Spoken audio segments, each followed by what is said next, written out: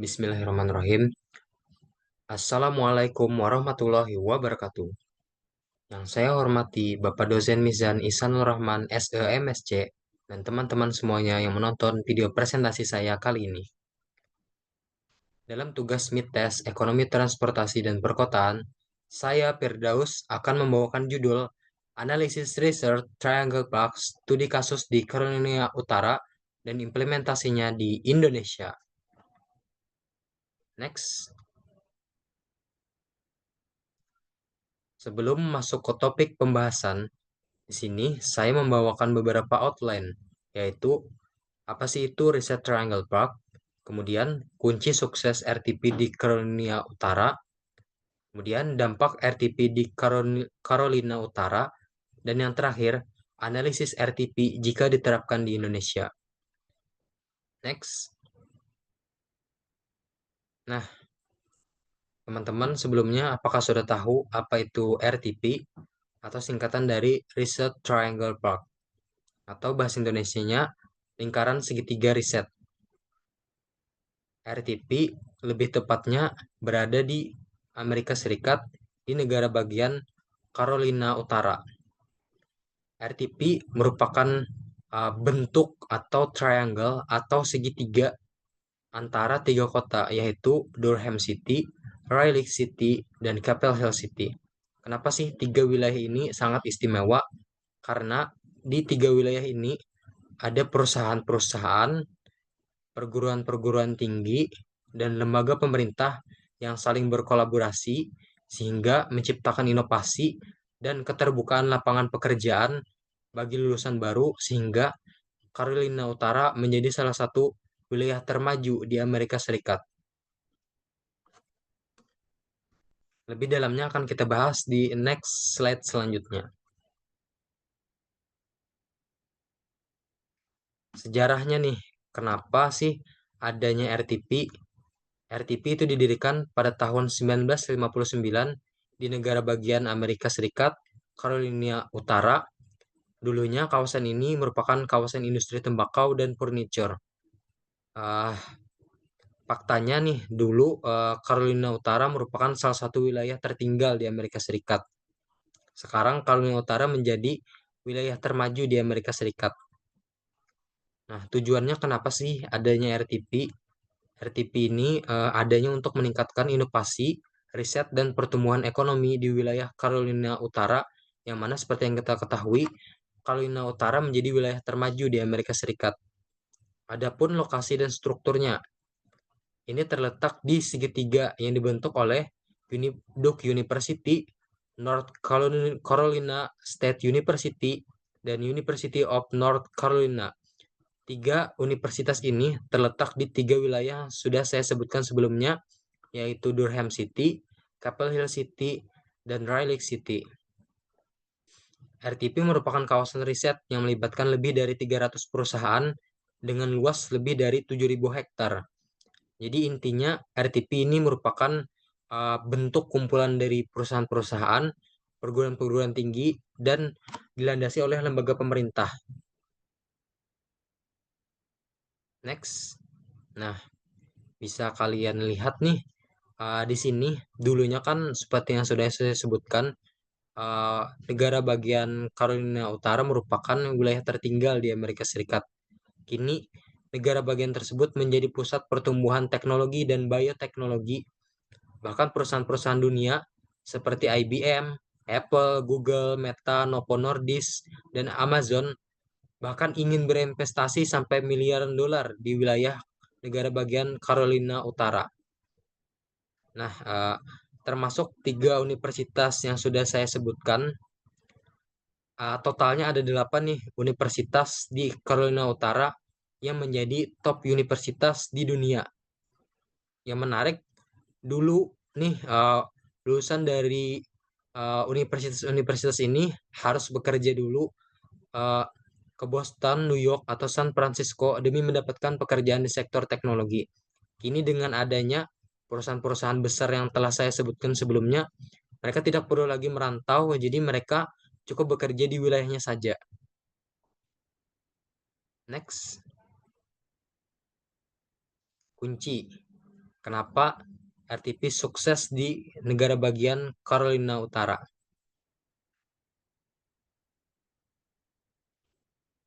Sebenarnya cuma ada 4 kunci kesuksesannya berdasarkan yang saya analisis. Yang pertama, hubungan yang kuat antara universitas ternama, yaitu 8 universitas tadi, kemudian industri teknologi, dan lembaga pemerintah yang memungkinkan riset dan pengembangan yang efektif. Jadi intinya harus terjalin kolaborasi yang kuat di antara 3 sektor ini. Kemudian di negara bagian Carolina Utara, infrastrukturnya sudah sangat mendukung untuk riset, laboratorium, dan startup, serta dukungan ini terjadi akibat dari venture capital. Jadi ya singkatnya, Carolina Utara bisa kita katakan Silicon Valley-nya di Amerika Serikat. Yang ketiga, RTP ini prioritasnya pada sektor teknologi informasi, bioteknologi, farmasi, dan manufaktur berteknologi tinggi. Jadi inilah fokus dari RTP di wilayah Carolina Utara. Dan kunci yang terakhir nih, yang paling penting melandasi 3 kunci lainnya, yaitu insentif dan kebijakan yang mendorong inovasi dan investasi. Ini adalah bentuk dukungan dari pemerintah sana. Nah, nextnya kan saya sudah menjelaskan nih mengenai kuncinya kenapa RTP jadi sukses. Sekarang kita bahas dampaknya nih terhadap wilayah Carolina Utara. Oke, kita akan membahas dampak positifnya dulu nih. Ada 3 dampak positifnya, yaitu yang pertama, pertumbuhan ekonomi dan lapangan kerja. Raleigh Lake City dinobatkan sebagai pasar yang paling menjanjikan untuk lulusan baru atau fresh graduate itu ke kota Raleigh Lake City untuk mencari pekerjaan. Karena di wilayah uh, segitiga ini pendapatannya itu 87.000 US dollar atau lebih tinggi 20% nih dari wilayah negara bagian lainnya di Amerika Serikat. Nah, selain itu di wilayah Carolina Utara itu tingkat penganggurannya rendah dibandingkan wilayah lainnya. Jadi intinya sangat mendukung lah bagi para fresh graduate untuk berada di segitiga ini. Nah, selain mendukung tenaga kerja, Carolina Utara juga menawarkan pajak penghasilan yang rendah bagi perusahaan, yaitu cuma 2,5% atau terendah lah di Amerika Serikat.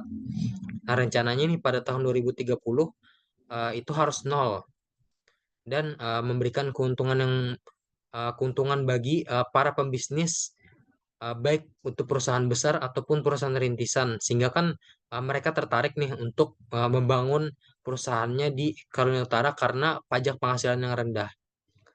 Nah, yang ketiga kita akan membahas mengenai kualitas hidup dan aksesibilitas. Nah, selain fresh graduate, profesional muda dan para keluarga uh, itu pindah ke wilayah ini karena kesempatan kerja, biaya hidup yang lebih rendah, dan kualitas hidup itu lebih baik dibandingkan kota-kota besar lainnya.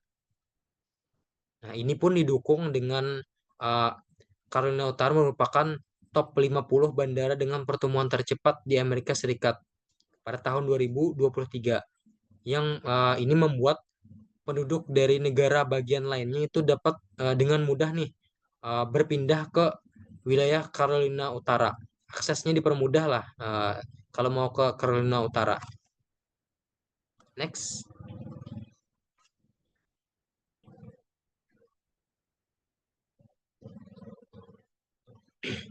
selain kita membahas dampak positif, kita juga membahas dampak negatif adanya RTP. Yang pertama itu kenaikan harga perumahan. Kenaikan pesat itu terjadi terutamanya di Capitol Hill City, yang mana harganya itu naik sebesar 23,4% pada Juni 2024. Kemudian, walaupun di Capitol Hill City naik, harganya tentu lebih murah lah daripada San Francisco, New York, ataupun Boston. Namun ini menjadi beban bagi para penduduk lokal yang sudah berada lama di Capitol Hill City atau negara segitiga lainnya atau bagian kota segitiga lainnya. Nah, yang selanjutnya itu ada tantangan terhadap infrastruktur dan transportasi. Di Carolina City itu sistem transportasi umumnya masih kurang memadai, sehingga nih para penduduk di sana itu lebih ketergantungan pada mobil untuk menuju tempat kerjanya. Nah, kemudian rencana kereta komuter tertunda pada tahun 2023, meski wilayah tersebut menerima hibah untuk mendanai hub transit bus pada tahun 2024. Jadi intinya pembangunan transportasi umum masih belum berkembang di Carolina Utara. Nah, di sini kan kesimpulannya bisa kita ambil bahwa eh, dampak negatif terjadi nih akibat dampak positif juga, yang mana kan dengan adanya aksesibilitas dan jaminan hidup yang lebih baik di Carolina Utara, banyak penduduk dari negara bagian lainnya pindah ke Carolina Utara karena kemudahan-kemudahan yang kita sebutkan sebelumnya, sehingga kan menyebabkan harga perumahan naik dan kurangnya nih transportasi umum yang memadai.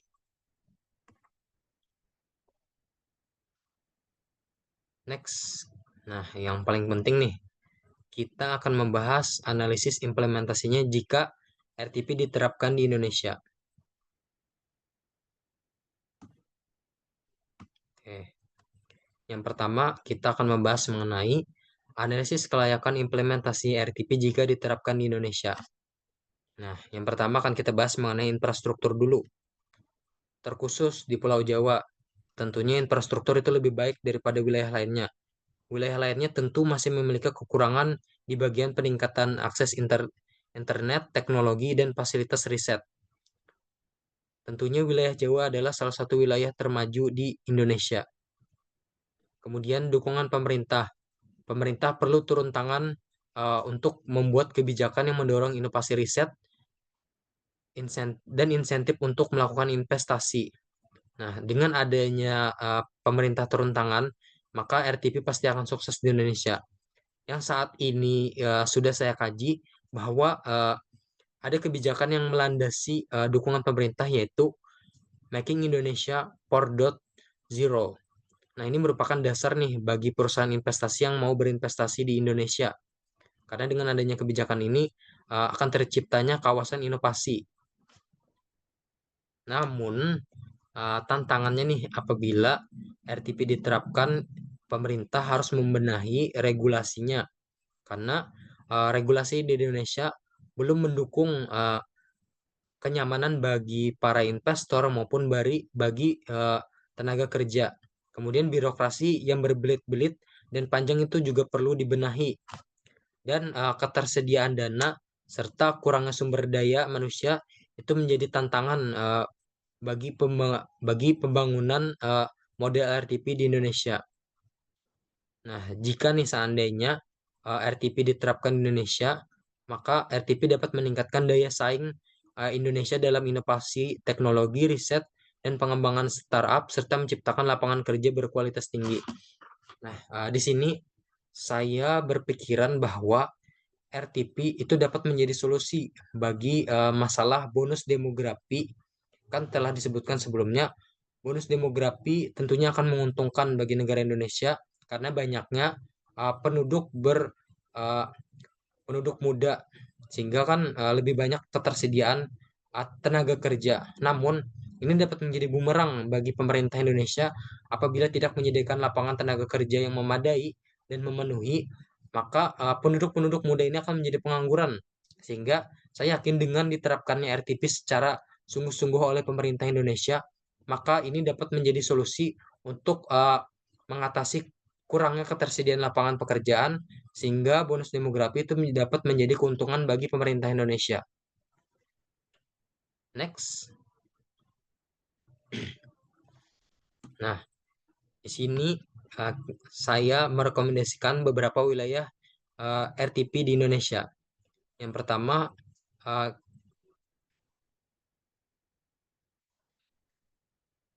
RTP itu dapat berpotensi di wilayah Jawa Barat, yakni spesifiknya Kota Bandung dan Jakarta. Kemudian di Jawa Timur itu dapat berpotensi di Surabaya, dan di Kalimantan itu dapat berhubungan sama dengan uh, pemindahan ibu kota baru. Di Jawa Barat dulu nih. Nah, di Jawa Barat RTP dapat berfokus pada pengembangan teknologi informasi, startup, dan infrastruktur digital.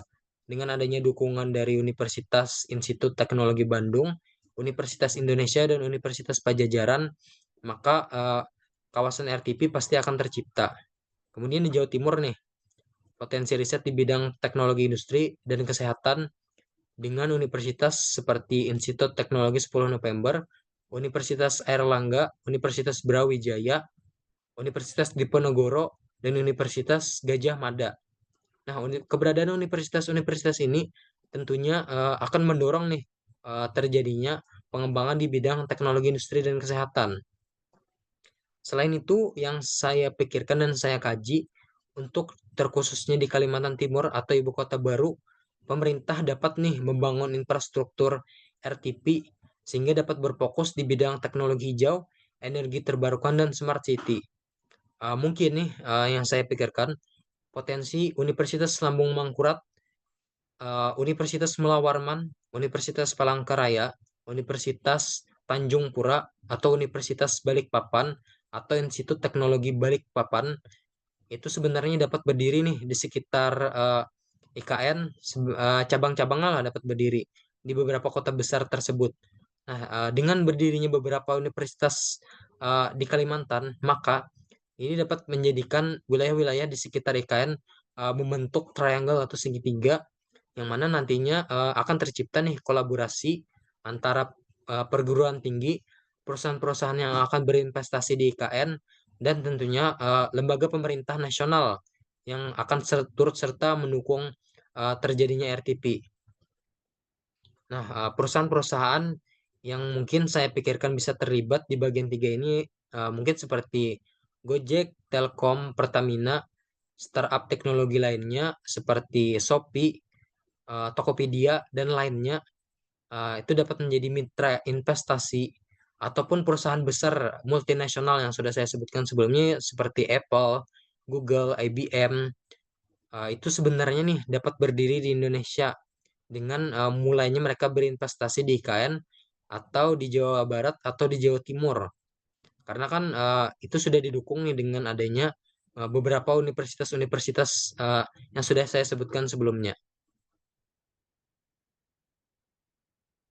Next, conclusion atau kesimpulan dari seluruh presentasi yang telah saya sampaikan. Nah, studi highlight. Saya meng-highlight bahwa riset Triangle Park di Carolina Utara itu merupakan contoh sukses kolaborasi riset yang telah mendorong inovasi dan pertumbuhan ekonomi secara signifikan. Nah, intinya perusahaan-perusahaan yang berdiri di sana itu didukung dengan adanya riset. Nah, adanya riset ini menciptakan kemudahan atau efisiensi bagi pengembangan produksi di perusahaan, sehingga tentunya akan berdampak pada pertumbuhan ekonomi sekitar yang meningkat secara signifikan. Terbukti kan di Carolina Utara yang dulunya negara bagian yang tertinggal, kini menjadi negara bagian termaju di Amerika Serikat. Nah, signifikan discovery.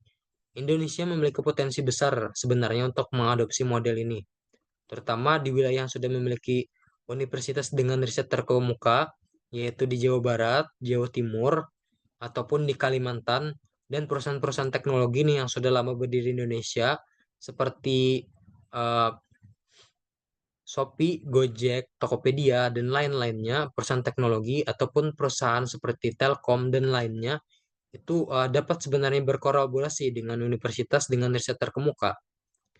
Dan yang terakhir nih, tantangan yang tentunya perlu diatasi, pemerintah nih perlu memperkuat infrastrukturnya dulu nih kalau mau membangun RTP.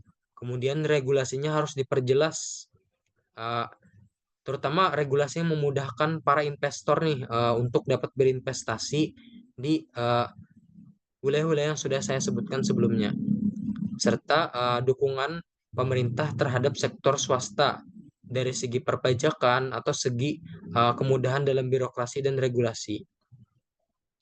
Jika diterapkan dengan benar-benar, saya yakin RTP di Indonesia dapat menjadi katalis untuk mendorong inovasi, mengurangi ketergantungan kita nih pada sumber daya alam, karena Indonesia kan lebih banyak mengonsumsi sumber daya alamnya dibandingkan meningkatkan inovasinya. Sehingga nih nanti ekonomi yang tercipta di Indonesia itu adalah ekonomi yang berbasis pengetahuan dan keberlanjutan. Jadi kesimpulan secara keseluruhan RTP ini menjadi potensi yang sangat harus diterapkan di Indonesia.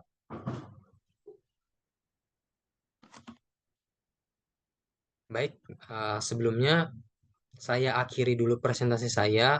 Terima kasih kepada Bapak Mizen Ihsanur Rahman SEMSC dan teman-teman yang sudah menyaksikan presentasi saya. Saya akhiri.